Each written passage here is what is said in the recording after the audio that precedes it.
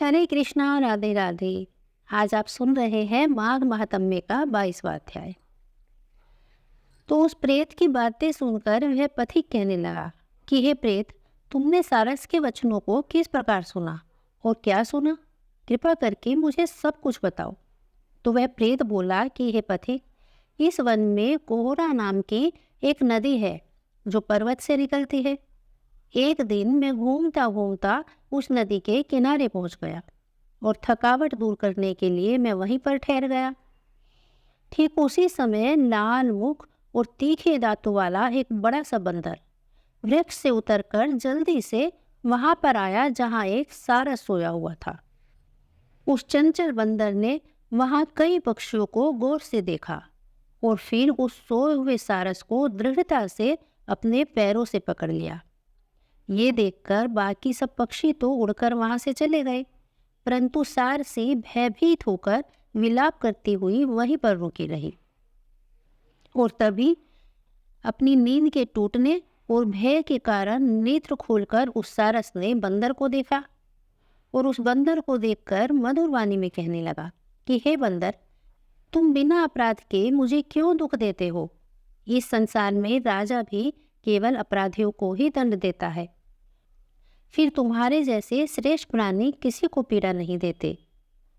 हे बंदर, हम तो अहिंसक हैं और दूसरे के कर्मों को नहीं देखते। जल की काई खाने वाले हैं, आकाश में उड़ने वाले, वन में रहने वाले, अपनी स्त्री से प्रेम करने वाले, दूसरे की स्त्री को त्यागने वाले, दूसरों की बुराई से दूर रहने वाले, चोरी ना करने वाले, बुरों की संगति से वर्जित और किसी को कष्ट न देने वाले हैं। सो इस प्रकार हे बंदर, तुम मुझ निरपराधी को छोड़ दो। मैं तुम्हारे पहले के जन्म का पूरा वृत्तांत जानता हूँ। सारस के मुख से ये वचन सुनकर वह बंदर उस सारस को छोड़कर दूर बैठ गया और कहने लगा कि तुम मेरे पूर्व जन्म के वृत्तांत को कैसे जानते हो? तुम तो एक अज्ञानी पक्षी हो और मैं वन में घूमने वाला। सारस कहने लगा कि मैं अपनी जाति की स्मृति के बल से तुम्हारे पूर्व जन्म का सब वृत्तांत जानता हूँ।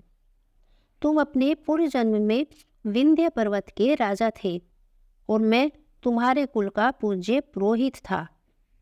तुम राजा होकर अपनी प्रजा को पीड़ा दिया करते थे। विवेकहीन होकर तुमने बहुत सा धन इकट्ठा किया।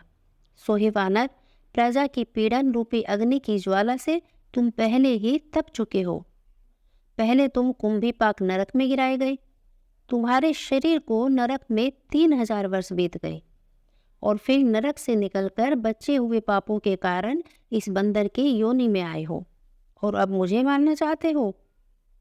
पूर्व जन्म में तुमने एक ब्राह्मण के बाग से लूटकर बलपूर्वक फल खाए थे और उसी के कारण अब इस जन्म में तुम वानर और वनवासी हुए हो। प्राणी अवश्य ही अपने किए हुए कर्मों को जरूर भोगता है, इसको तो कोई देवता भी नहीं टाल सकता। और इसी प्रकार मैं सारस का जन्म लेकर भी अज्ञान से मोहित नहीं हुआ। बंदर को इतनी कथा सुनाकर सारस चुप हो गया। तो वानर कहने लगा कि यदि तुम सब कुछ जानते हो तो ये भी बताओ कि तुम पक्षी कैसे बने? तो सारस कहने लगा कि मेरी दुर्गति का कारण भी सुनो। तुमने नर्मदा नदी के किनारे पर सूर्य ग्रहण के समय बहुत से ब्राह्मणों के निमित्त 100 ढेर अन्न के दान किए थे और मैंने पुरोहिताई के मद से थोड़ा सा ब्राह्मणों को देकर बाकी सब अपने आप हर लिया। इन ब्राह्मणों के द्रव्य का अपहरण करने के पाप से मैं पहले कालसूत्र नरक में गया और फिर रक्त करदुम नरक में गया, जहाँ पर बड़े बड़े कीड़े थे और रक्त तथा पीप से भरा हुआ, नीचे सिर और ऊपर पैर किए हुए पीप चाटता हुआ उस दुर्गंध वाले नरक में मैं कीड़ों आदि से काटा जाकर 3000 वर्ष तक उस यातना को भोगता रहा। हे वानर, नरक के उस दुख का मैं वर्णन नहीं कर सकता। फिर नरक की यातना से मुक्त होकर मैंने यह सारस का जन्म पाया, क्योंकि पूर्व जन्म में मैं अपनी बहन के घर से कांसे का बर्तन चुरा लाया था और इसको मैंने एक जुआरी को दे दिया और इसी कारण अब मैं सारस योनि में आया।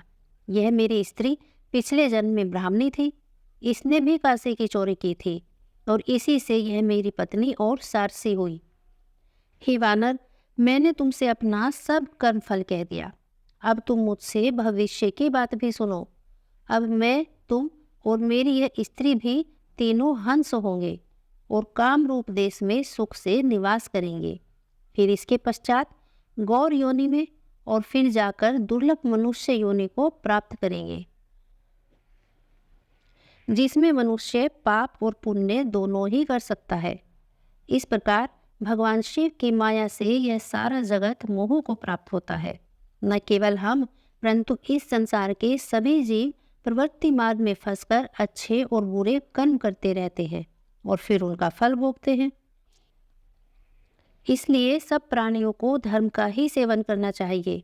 देवता, असुर, मनुष्य, व्याघ्र, कीड़े मकोड़े सभी से कंटक रूपी मार्ग कभी नहीं छूटता। केवल वेदांत जानने वाले योगी ही इस मार्ग से बच सकते हैं। इस कारण बड़े बड़े महात्मा भी कर्म फल को नहीं टाल सकते। किसी भी उपाय से अथवा बुद्धि से कोई भी इसे नहीं बदल सकता। तुम पहले राजा थे, फिर नर्क में गए और अब बंदर की योनि में वन में फिर रहे हो और फिर भी ऐसा ही जन्म पाओगे। ऐसा विचार कर आनंद पूर्वक और धैर्य धरकर विचरते हुए काल की प्रतीक्षा करो।